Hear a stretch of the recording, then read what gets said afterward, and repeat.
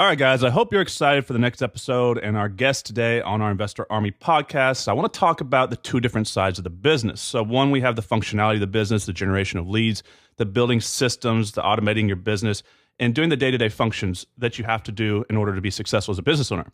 But today we're talking about the other side of the business, talking about mindset, belief systems, self development, emotional intelligence. And we have a great guest on here today to talk about that. He's really big into this side of the business. He's also a highly successful real estate entrepreneur, owns almost 100 rental properties, is nationwide, moving into multiple markets. Also just bought a homevestors franchise, so we'll touch on that a little bit if you're interested in that. Let me introduce you to my friend, Justin Morales. Hey, good morning, everybody. How we doing? What's going on, man? I appreciate you taking the time out of your busy schedule. I know you're down there in Pensacola, I believe, in Florida, and you're checking out your new operation, which we'll get into here in just a second, because I know you're branching out into other markets, which is something that people are interested in right now because, everybody's got that grass is greener mentality. They're like, oh, man, I need to go into a different market. And sometimes, they're just kind of overthinking it. But also, there's times when this could actually benefit you. And so we'll talk about how that's working for you. But go ahead and introduce yourself to our audience here and let them know kind of who you are and kind of your background in real estate. Great. So my name is Justin Morales, and I live in Fort Collins, Colorado, is my home. We currently have properties in about 7 different states that we're focusing on now, and married, my high school sweetheart, 2 young kids, and we have a couple other ventures, an oil and gas company, a manufacturing company, and then we buy some notes and do some hard money lending, as well as our real estate buy and hold and fix and flip and wholesale and all that type of stuff that you're doing. Yeah, guys. So I met Justin, I guess it was a few years back on a Financial Friends Network cruise. All y'all know Walter Wolford and Quincy Long. And he gave a great speech. I forget exactly what it was on. It was on or what was it? What did you give a speech on? The Framing, first? I think it Framing, was. that's what it was, guys. So the one thing I can tell you about Justin Morales is he is one smart individual. So you get around him, sometimes these individuals like Justin, you just know you're talking to someone who thinks on a different level. So I want to kind of touch in the power of building yourself to be able to be successful as a real estate entrepreneur, because everybody puts all their time and energy into lead generation, which is important, but you need to be putting equal time into building yourself and building your brand as an individual, working on your self-development, reading, focusing on creating a strong mental attitude, because we're coming across a lot of hardships in this business from time to time, working with contractors. And you need to be prepared to handle this. So let's go into kind of the belief system of the business and kind of what you do to prepare yourself to become a successful real estate entrepreneur. Great. So, one of the things that I spend a lot of time on is reading books. So, as Connor knows, I don't like to turn pages. Actually, I'm dyslexic, so it actually is very hard for me to read. So what I like to do is I use Audible, which is an app, or, you can use your iTunes, Apple stuff if you're into that. And my goal is to read 100 books a year. And by read, I mean listen to 100 books. So I am constantly listening to books while I have my windshield time driving around. Most of my time is spent at an office, so I don't have a ton of windshield time unless I'm on the road. But even, as people are sitting at the gym and, listening to their music, I'm the guy that's listening to books while I'm at the gym, so I can get, an hour and a half a day there. And so, I can get through about 2 books a week on average. So, that's everything from mindset, personal growth, spiritual stuff in my case, business books, you name it. I cover the gamut of different stuff. So I always try to use that time. The Jim Collins says, use your car as a classroom. So I've kind of taken that to heart and turned it up. Another thing I do on Audible is there's a speedometer on it. And so I listen to all my books at 1.5 so I can listen to them. 8-hour book's going to take me 6 hours, etc. So that's something I've done to just kind of learn while I'm on the road. And then, as I've seen Connor a number of times, I'm a seminar junkie, I guess, but flying around. Last week I was in Austin for 4 days for a mastermind, up to Dallas and then down to New Mexico in 10 days. So all education stuff, just trying to learn and find the best people out there that are doing things. And As Connor knows, sometimes you start running in the same circles and you think you hear the same stuff, but it's that one little nugget, that one little tweak that you learn that can change your business, or save you in taxes, or whatever it is. So it's just a constantly evolving thing on learning, I guess, for me. Yeah, guys, it's really important what he said there, which is he turns the speed up to 1.5 times. Why would he do that? It's because of time efficiency. He can get more knowledge into his brain in a short amount of time, right? So he can maximize. And here on our channel, especially on our Investor Army YouTube channel, you hear me talk about being time efficient, system management, as far as trying to accomplish more in the same amount of time and having a seconds mentality. Because if you focus on seconds, you save minutes and hours and then days, and then you can see how some people accomplish in 3 or 4 years what takes people a lifetime to do. So, and also he touched on traveling around. I think it's important, Justin, that they understand that the reason why it can be beneficial to travel around is you run in different networks like you talked about, but also people are more free with the information, right? So someone's going to be more likely to share information with you that's halfway across the country that they know they're not competing against you than they would be if they're right in your market and they know you're going to take what they just taught you and go compete against them. So that's a good reason to travel outside your network, guys, and go into different areas. So Yeah, and I mean that's to your point. I know when I was getting in the foreclosure space to list foreclosure properties, and everyone in my local market that had them wouldn't help me, and so I always kind of went a market over. And then exactly to your point, when you're going and you're traveling, people will be more candid with you instead of at the local RIA or meetup, or whatever you're going to. They're going to kind of hold their cards a little closer, where someone outside of that market will kind of open up the veil and show you the secret sauce that really is going to make your business grow. I mean, that's the number one reason why I think most people do travel outside the market, because just the free flowing information and not holding, like you said, cards close to your chest. So, what are the books that you think that you're reading right now, that any of them that are really good for some of our listeners? Because a lot of them, I promise you, Justin, don't do any reading at all, and hopefully we can kind of shift their idea of what it takes to be successful as a real estate entrepreneur. Because it's very important to be reading, guys, not just listening to radio. We're really big on Investor Army, anti-TV as well. And so the more time you take from TV and radio and social media in the bad way, not like what you're listening to right now, but put it towards books on body language, negotiation skill, skills like that, it's just going to grow your business that much faster. And a lot of people double, triple, or even quadruple their income when they start practicing these types of self-development strategies. Yeah, so a couple, and again, Audible or the Apple iTunes, there's plenty of podcasts on there, but also it's nice to get some books in there as well.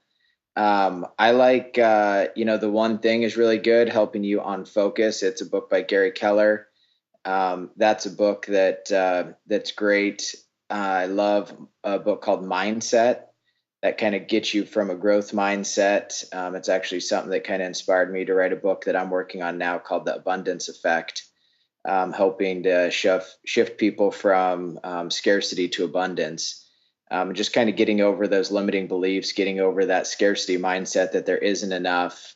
Sharing is having more, and which is what Connor's doing here on this podcast, which is great, is sharing his knowledge with other people. Never Split the Difference. That's a great negotiation book, one of the best that I've read. I actually called Chris Voss and bought an hour of his time because I thought that it was so good that I wanted to get engaged with him a little bit more. Let's see, it's hard when you read 100 books to remember them all, but there, and that's a year. So I don't know, I'll probably think of some more here, but there's 10X Rule, Traction. These are all great books if people haven't read those, to kind of start out. And I think Audible has some plans where you can actually buy credits. And so I think it's like $30 for 3 credits. So it's $10 a book instead of paying face value of, $18, $19 a book. A little tip for your listeners that might be helpful if they don't want to spend a bunch of money. So. Yeah, I mean, guys, what he pointed out there is talking about limiting beliefs and scarcity versus abundance. And you hear this really commonly, at least I do as I travel around. You hear there's too much competition. There's not enough deals. No one's ever going to sell me this house at a discount deep enough that I could buy it to make money on. And that's just simply not true. Those are those limiting beliefs that a new investor has. And I promise you right now, if you look online or you go on Craigslist, you see certain companies pumping out a bunch of deals, at least wholesale companies, so you know it's happening. So you know that that's not the truth. That's an internal system. It's not that there's no deals, there's just no deals for you, right? So you're not doing it correctly. So there's other podcasts where we talk about lead generation and other things like that. But you need to start correcting that mindset, because if you don't believe that there's any deals out there, and you truly don't believe it on a conscious and subconscious level, you're never going to put the energy behind it to go out there and actually look for them. You're never going to put the money behind a marketing campaign and take that risk if you really don't believe it. But if you really believed that if you sent out $2,000 in mailers next month or this week, that you were going to get a deal, you'd send that mailer out today, but you just don't believe it, right? So what are your takes on kind of people's lack of belief when it comes to marketing? Because I see this where a lot with my students, they tell me, no, I really believe that if I do this, it's going to work. But then they don't put the money out to do it. It's because there's that fear barrier, because it's a belief. It's really a belief issue that they're dealing with.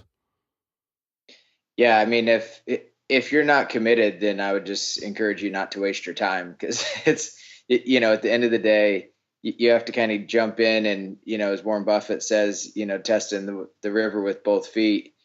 Sometimes that's a good time to do it and sometimes there isn't. But, unfortunately in this space, if you don't kind of go in and, experience is the best educator in my belief. So, going out, and even if you spend some money and it's not the best campaign and you tweak it a little bit and you change your wording a little bit, you change different addresses, different zip codes, it's a constant evolving beast. So to think that, the first time you do it, you're going to have 100 home runs, you just hope, well, it's just a building and it's a growing. So unfortunately, that's just the nature of the beast. But if you don't take those steps, then, I can guarantee you that you won't succeed. So, when we jump into markets, as Connor said, I'm in one of my satellite markets today, where I'm calling from, and we were spending $5,000 a month and hired a full-time acquisition guy, and, took the full plunge before we had a deal, before we had anything, because we believe that it's going to work. We believe in the system and process that we have in place, and we're willing to commit and move forward. And without that, I'd be sitting on the sidelines. So, for people that have a money constraint, there's other ways to do it where, it's going to take work ethic, and it's going to be grinding out on social media and grinding out on Craigslist and doing some bandit signs and some other cheaper marketing plays. But either way, it's going to take action. And so inaction won't get you anywhere in life. Yeah. I mean, that's pretty common that people tell me all the time. They're like, well, I can't buy a house there because it's an hour away from me. And here it all comes back down to belief. Like what you're talking about. He's in 7 different markets, guys, buying houses all around the country. And the reason why he can do that and you can't is because he believes it's possible to do it. Therefore, he takes action to go do it, and then he does do it. So it's either you just do or you don't. And I like what he said there is, don't jump into the business like, real estate or insurance or any business in that, or for that matter, if you're not going to take it all the way. So it's either you just don't get started, or you do it until it works and you just keep going until you become successful. So in these other markets, what is your strategy? So as far as someone who's wanting to branch out and go into different markets, what strategies are y'all doing that's working? Are y'all doing retail flips? Are y'all owner financing? Are y'all keeping rentals, wholesaling? Because certain strategies are going to be harder to do. And what's working for y'all right now? Yeah, so we were in Fort Collins, Colorado. We have an extremely competitive market right now. Average home price is about 330 for us. Average days on market's about 14. Most of the time, over asking price, multiple offer situations, which some people on this podcast, I'm sure, are experiencing in their market as things start to crank up. So we started looking at other markets that we could go in primarily to buy rental properties, because my belief is, as Connor says, we have a fairly reasonable sized portfolio of rentals. And my belief is that's the key to, long-term wealth versus just get rich and do fix and flips. So we just kind of started looking at some different markets that had a number of factors that would come into play. One, affordable housing that's kind of less than my area. So I had my staff do a little research, do average house to average rental income, and then kind of did a spreadsheet of all, like, a number of different markets that we liked. And we found houses that had the lowest average home and the highest average rental income. And then we kind of did a cross section of that and did some deeper research. But then we found some markets. I mean, down here in Pensacola, I'll go look at a couple houses today while I'm here just to kind of keep my hands in it, that are $30,000 to $50,000 houses that will rent for $800 to $900. So those still exist, and there's nothing unique. I mean, we bought a house last week in Jackson, Mississippi for 22,000, and we're renting it for 800. Wow. So the deals are out there. If they're not in your own market, then you need to just figure out an ally, a person that and you trust, that can kind of be your boots on the ground. And then, if you want to field calls, then you can do that. There's VA services. There's a number of different ways if you have a full-time job that you're still working. But, we've decided to hire an acquisition guy down here just so we could really pour gasoline on this and get a bunch of houses bought. But to answer your question, I mean, we're doing as much owner financing as we possibly can.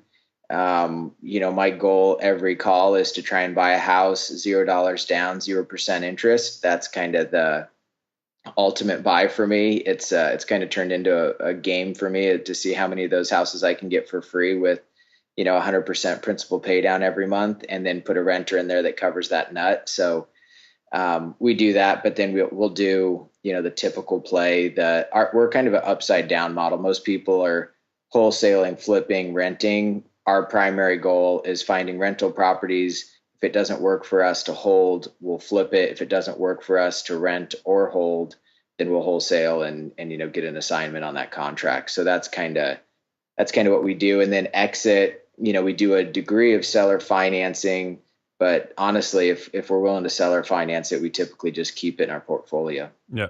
So that's really important what he said, guys, there. He gets 0% interest, 100% amortized, pays down, every dollar goes to principal amount.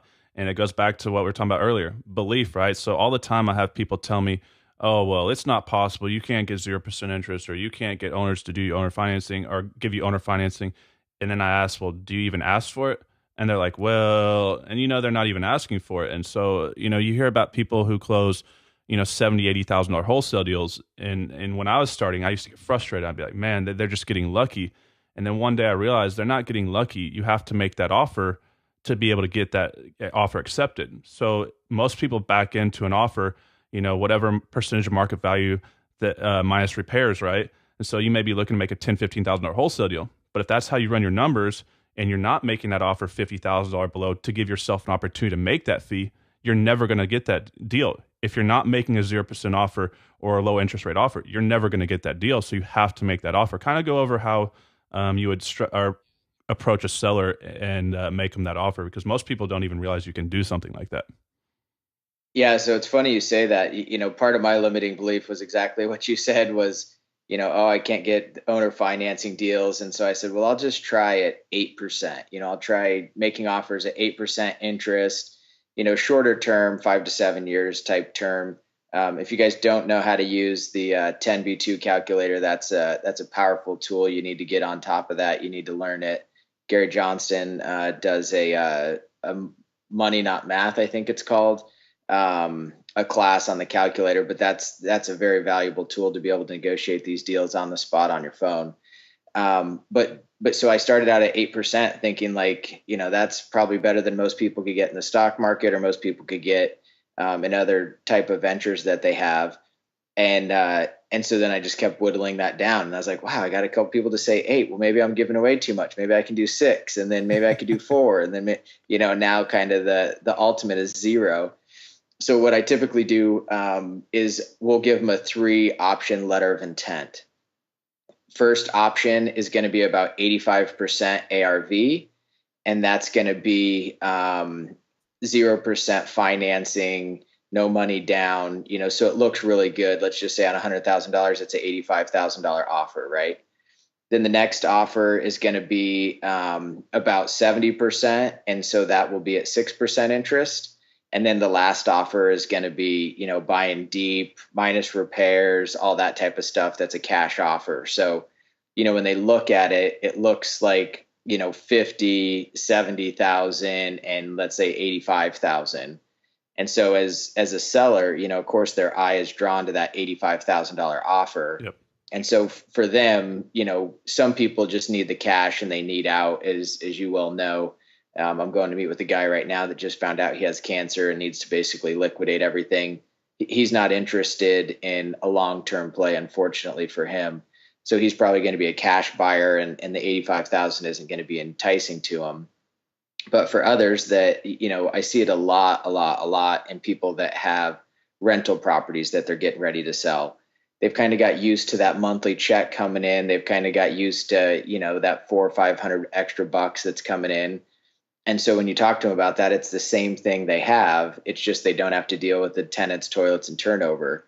And so that's, very enticing to most people that have rental properties. So I'd definitely focus on that. If they have rentals or free and clear, and not to get caught in the mud, but there's wraps and other type of stuff that you can do subject to other type of stuff if it's not free and clear. But yeah, so that's how we do it, is just a 3 option letter of intent so that they can kind of pick what works best for them. If we buy it deep, we're happy with that. If we pay 6% interest, that's typically cheaper than we can get at the bank. And obviously if we can get it 0% over, 10 to 15 years, if we can stretch it out as long as possible for that cheap money, the house still cash flows really nice. We have 0% principal pay down. So some people are like, you're paying too much for that house. But for me, I'm getting, let's say, $500 a month in principal pay down every single month, plus a couple $100 in cash flow. So, I mean, it's $700 a month, which is hard to find in rental properties. So I don't think I'm paying anything close to too much, because if I would have bought that house financed, let's say, at $85,000 at 6%, I mean, that's probably going to be a $120,000 purchase. So, you just have to really learn that calculator to understand how that all works. So, yeah, I mean, he's basically saying sometimes you can buy a house negative equity and still turn out better in the long run, just because the acceleration of the pay down of the loan. So guys, when it comes to doing this, basically you have to just make the offer, right? Because that's what it comes down to. And when I was starting out and struggling in the business, my mentor used to get really frustrated at me because, he'd be like, well, did you make the offer? And I was like, well, they're not going to take that, and he'd be like, well, who are you to tell you what that seller's going to do? And he'd say, Connor, if you try to figure out what a seller's going to do or why they're going to do it, you're going to end up in the psych ward, right? Because you're never going to tell what a seller's going to do. And so I used to be like, well, they're too old or they're too young. But we got an offer accepted, 0% interest, from a woman who was right on Zillow for like 90 days, who had said that like 30, 40 investors, probably all wholesalers and people lowballing her. And we got 0% interest accepted, and she was 85 years old. And she wanted to pass it down to her children. So she didn't care. So don't think just because whatever you've conjured up in your mind, oh, well, they're not going to take that offer. How do you know, right? So just make the offer. So I think what he just said there is really important. Now, I know that you've just recently extended into other markets, and one of the strategies you used to do so is you bought a homevestors franchise, right? And how's that working out, and how can someone do that, or if they were to go down that process? I know you bought a used one, or how does that work for a lot of people? Because most people aren't kind of sure how the homevestors process works. yeah, so homevestors, is a marketing play. Like, just to be honest with people, I mean, homevestors are buying a brand. So for me, negotiating these owner finance deals, seller financing, instead of, we have another company called Precision Capital that we buy houses under. For me to go in and tell someone, oh, I'd love to buy your house, 0% down, all this type of stuff. And by the way, I never say 0% financing. It's like a car payment. We just say $500 a month, just to be clear on that. So it's can I give you $500 a month? I'm not saying, hey, I'll buy it for 0% interest, just so people have the right language down there. But so homevestors, was an opportunity where we could just step into a market, be a known name, come in when we're negotiating these deals. We have that credibility right away, instead of trying to justify how, some guy from Colorado that has a company that's, was incorporated a couple years ago. They don't know who I am. They don't know what I have. So that was why I did it. So we pay a monthly fee. You can pay anything you want, $500 a month to tens of thousands of dollars a month that other people do. And so that kind of turns on how much ad flow you get. And then it's just a market share. So, for instance, there's three people in my market down here in Pensacola where I own the franchise. And so if we put $15,000 in total and we each put $5,000 in, then the leads are just a third, a third, a third. If I put a line share in there, then, I get a proportional amount, and it's just kind of a round robin. And so people call, they drop the mail for you, they do the billboards for you, they kind of figure out what, with $10,000, what is the best marketing you can do? Is it a billboard and 10,000 pieces of mail? Is it TV ads, in bigger markets? So it just, they kind of customize it for you. And I've been happy so far. I mean, they do take, it's cheaper to get in to buy a franchise. But then, they do take a royalty. So it's anywhere between 2 to, 6% fee on top of your transactions that you're paying. And so that's just that, that's how they make their money. Just like any other franchise is getting you some good leads, and you buy a little bit deeper because you're using their leads and their systems. And for that, they're getting a piece of the action. So Yeah, that's why you need to get good at, creating structured offers like we were just talking about, and working on reading books on negotiation skills, overcoming objections, body language, NLP, things like that that can help you in there, because now your marketing is done for you. And kind of what he pointed out there is there's three franchises there, and this is common what I see, Justin. I see in smaller markets where there's fewer franchises that people are really like, whether it's homevestors or some of the other ones. We won't name the other ones, but y'all need to look at your market individually, because the only time I ever hear anybody complain about buying a franchise is when they're in a highly oversaturated market where there's like 40 or 50 franchises, and then it gets to be where they don't seem to be doing as well. But in the small markets, guys, if there's not many people there, you may want to jump on this. It's a great way for you to get in the business and build instant credibility in a new market. So, so I guess how are you acquiring these properties? Like you just said, you're getting acquisition guy, but before that, like how would you go about? I think this is the biggest fear for new investors going into other markets is how do they, run numbers? How do they get, access to the MLS? How do they, do they get a property management company? And then the getting it from, buying it to rehabbing it. That's the biggest fear, is the process about doing it. So how did y'all originally do that before you had boots on the ground? yeah, so I've always had some kind of connection to the market. Again, Pensacola isn't a unique market. I mean, there's 100 out there. You go to Indianapolis, you go to Jackson, Mississippi, Kansas, Oklahoma, Tallahassee. I mean, there's Tampa. There's 100 markets out there that do this exact same thing. So there's nothing unique about Pensacola. There's the thing of it is you have to have a key person down there. So a friend, a family member, someone you went to school with, someone that can go out and kind of help you with that stuff. Because to do it totally remotely, I think is going to be a struggle for most people. You could wholesale remotely, but you still are going to have to get into that property. I know Connor has some suggestions of what he does, never go into houses and stuff like that, that he could talk about, or I'm sure he has on other podcasts. But for me, having that boots on the ground person, sometimes it's a property manager and you say, hey, we're going to keep these properties with you. And so we need you to go and look at these properties, and not wearing them out, but, screening them on calls, kind of talking about offer price and kind of ranges that you might be interested in to see if it's worth them going out there. But we use Red Bell. It's a national MLS system. And I want to say it's $70 to $100 a month is what we pay for that service. And so that's a national MLS that we can pull up properties, and it's MLS data, sold comp, list comps, under contract comps, the stuff that you can't really see in Zillow is clear. There's pictures that you can pull off MLS. It was built by either BlackRock or Blackstone, one of the big hedge funds. When they were out buying a bunch of property, they built this proprietary system. And then of course they monetized it by selling it to outside folks. But that's a great system that you can use if you're not there to pull comps, check your values. We use total value.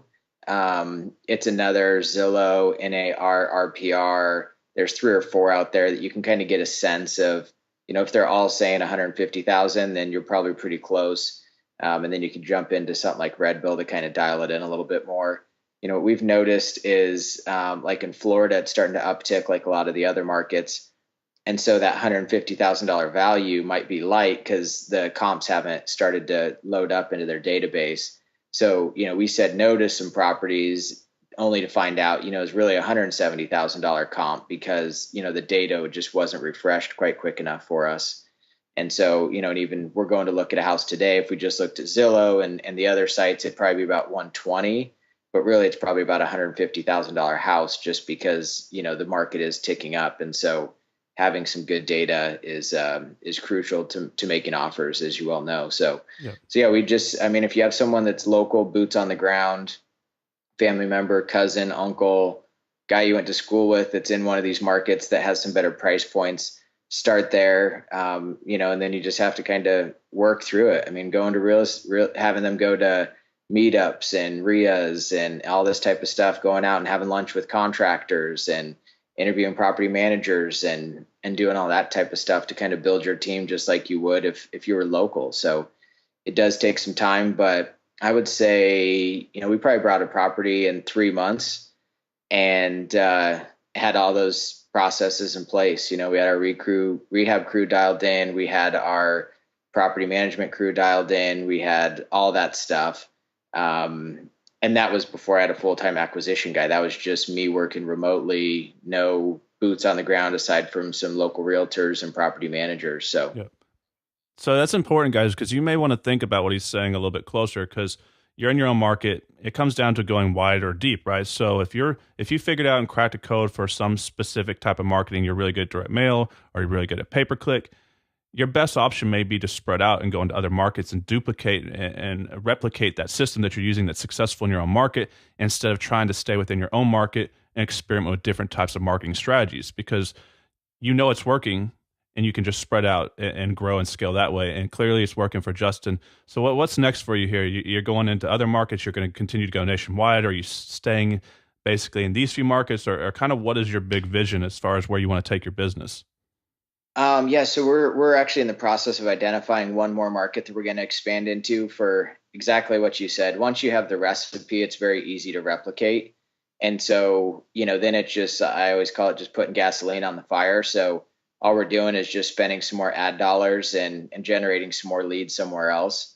And so I'm not clear on what that market is, but it'll probably be in the next 3 months that we launch it into a new market.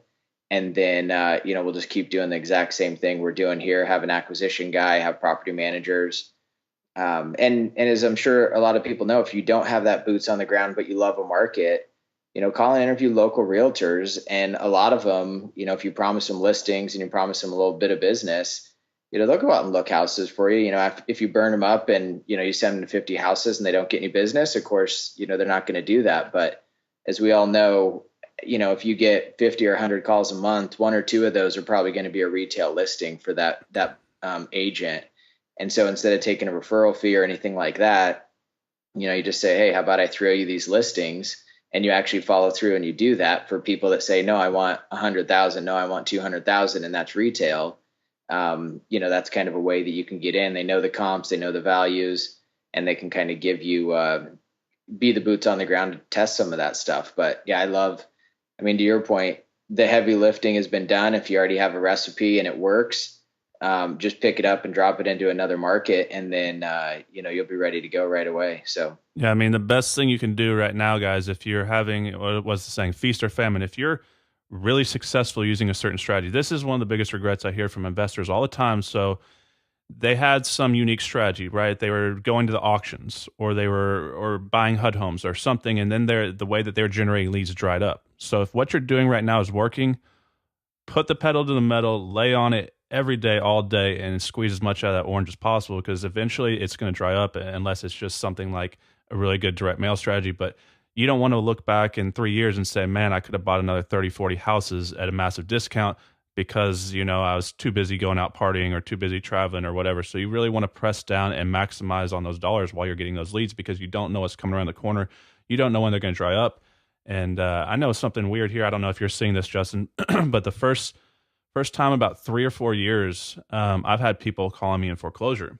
And so in the past 3 months, I've had, we don't market to foreclosures. This isn't our strategy, but we've bought four or five foreclosure properties. People calling me, and it's just been a little weird. I don't know if what your thoughts are is the market. I know in Florida you said it's just now ticking up, but what do you think's coming? Do you think we're slowing down? I know a lot of people worry about this. I mean, to be honest, guys, you're going to make money in an up or down market if you're good at what you do. But what do you think is coming here in the market? Yeah, I'm thinking for me, I'm thinking that we have about 18 months here in Florida, and so that's why we're cooking with gasoline to try and get as much as we can acquired because I do think that there's a shift coming. For where you're at in Texas, you guys have such a quick foreclosure timeline. You guys start to see the storm before most people because you guys are I think you're like 45 to 60 days as far as a foreclosure timeline. Here in Florida, it's over a year, so we're about 14 months. So Wow. what you guys have already cleaned up, Florida is still working through right now, and some other markets, you look at New Jersey, New York. I mean, some of those are 4 to 5 years it's taken to foreclose. So they're just now kind of getting hit with some of the stuff we've all cleaned up in, 9, 10, 11.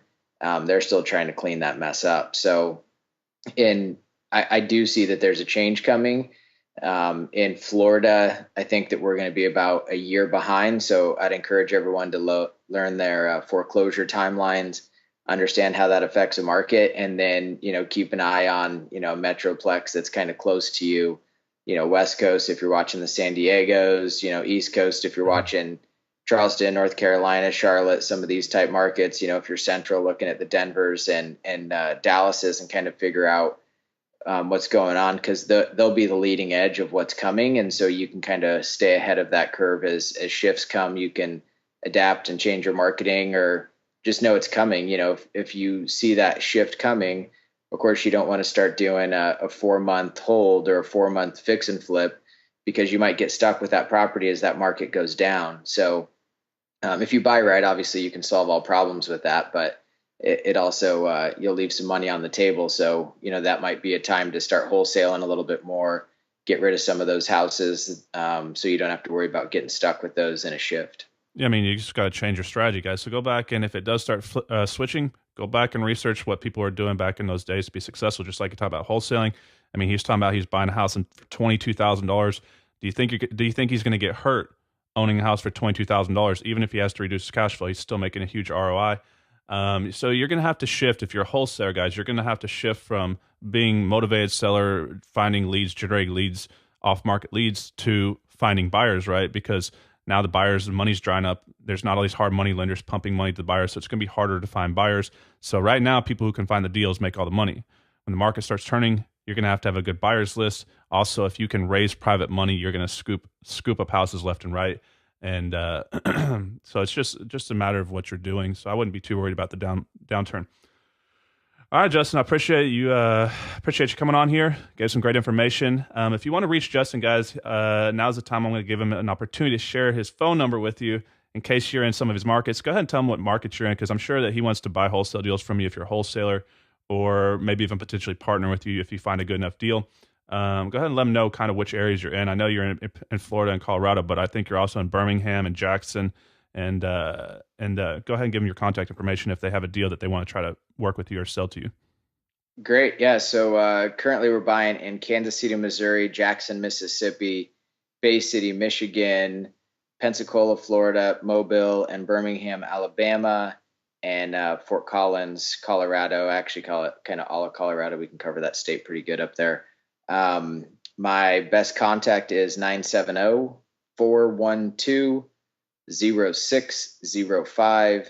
And easiest email is probably Justin, Justin, at Justin Morales, Morales.com. And happy to help or answer any questions any of your audience has. Awesome, Justin. Thank you. I appreciate you coming on here, guys, and I'll see you on the next episode.